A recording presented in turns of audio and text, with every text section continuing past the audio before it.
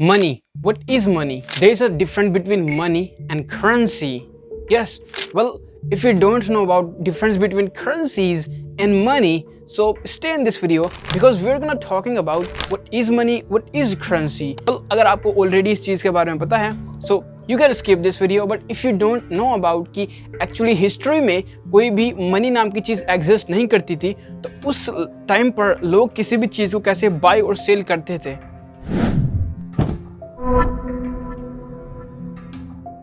अगर मैं सिंपल सी लैंग्वेज में बोलूं तो हिस्ट्री में लोग चीज़ें खरीदते या सेल नहीं करते थे, लोग चीज़ों को एक्सचेंज करते थे. यस, वो चीज़ों को एक्सचेंज कर सकते थे. हिस्ट्री में मनी नाम की कोई चीज़ एग्जिस्ट नहीं करती थी, तो उस टाइम पे जो ओल्ड सिविलाइजेशंस थी ह्यूमंस की, वो इस तरह से बाइंग एंड सेलिंग एक्टिविटी करती थी कि अगर पर्सन बी को मैंगो चाहिए और मैंगो के बदले में वो एप्पल देने के लिए तैयार है, इस सिचुएशन पे ही डील होती थी. अगर पर्सन ए के पास मैंगो है, पर्सन बी के पास एप्पल, तो एक साथ ये चीज़ें एक्सचेंज कर लेते थे. पर्सन ए को चाहिए एप्पल एंड पर्सन बी को चाहिए मैंगो, तो इस तरह से चीज़ें एक्सचेंज होती थी. इस सिस्टम को बोला जाता है बार्टर सिस्टम, जहाँ पे इंसान मनी की जगह अपनी चीज़ों को एक्सचेंज कर रहे थे किसी चीज़ को खरीदने और सेल करने के लिए. ओवर टाइम एक नया सिस्टम चला जिस सिस्टम का नाम था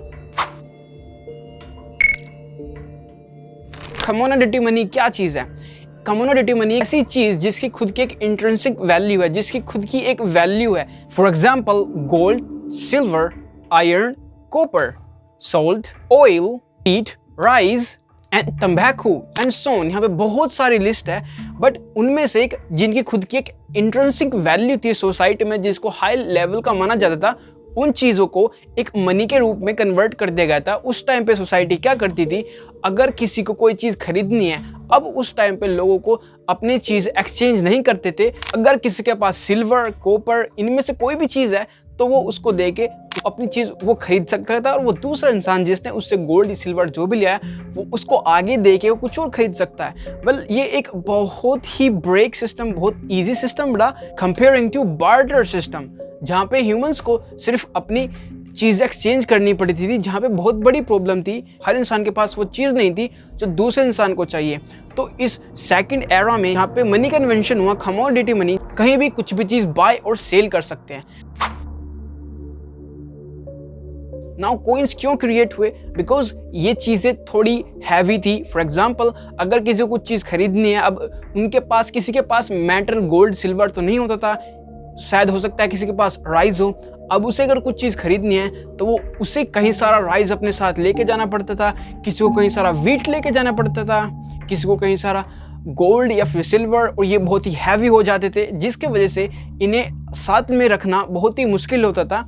इस सिचुएशन को देखते हुए कॉइन्स का क्रिएशन हुआ 600 BC में. नाउ अब हर एक इंसान के पास एक मीडियम ऑफ एक्सचेंज था, वो था कॉइन.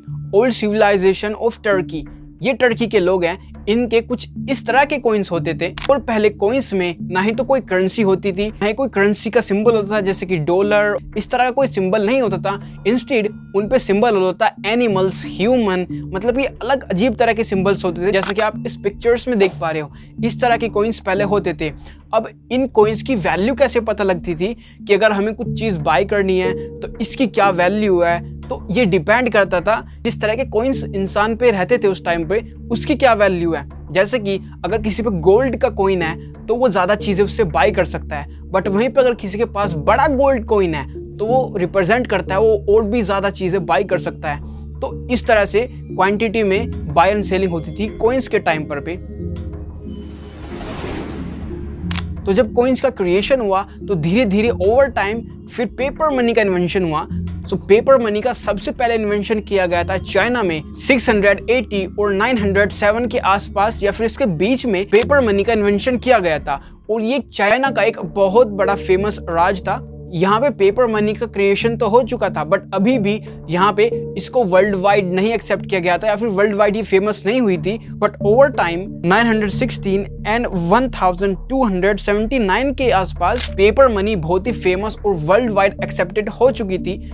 वहाँ से पेपर मनी ज़्यादा कंट्रीज में फ्लो होने लगी. अब कॉइन्स एंड पेपर मनी दोनों पूरे वर्ल्ड में थे, बट यहाँ पे अभी भी ये देखने वाली बात है कि अभी भी कोई करेंसी का सिंबल नहीं बना था. करेंसी मतलब ये जो सिंबल देखते हो इनको करेंसीज बोलते हैं। अभी यहाँ पे सिर्फ एक मीडियम ऑफ एक्सचेंज था, जैसा मैंने बताया था कमोडिटी मनी, जहाँ पे बहुत सारी चीजों की इंट्रिंसिक वैल्यू होती थी और उनमें से अगर किसी के पास कुछ था उसको वो खरीद या सेल कर सकते थे।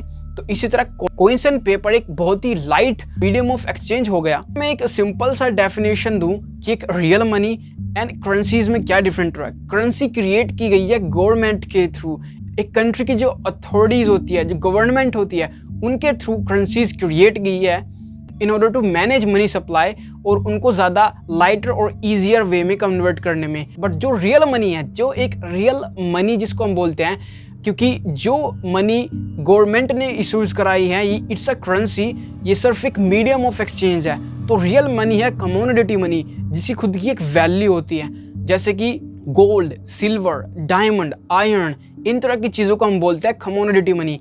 यही एक रियल मनी होती है, क्योंकि इनके ऊपर गवर्नमेंट का कंट्रोल नहीं है तो इतना नहीं है, बहुत ही कम कंट्रोल है। ये इसके प्राइस को ऊपर नीचे इतना कंट्रोल नहीं कर सकते जितना एक currency, coins and paper money को कर सकते हैं, क्योंकि गवर्नमेंट ही तो इनको रेगुलेट करती है, यही तो इनको कॉपी करके बनाता है।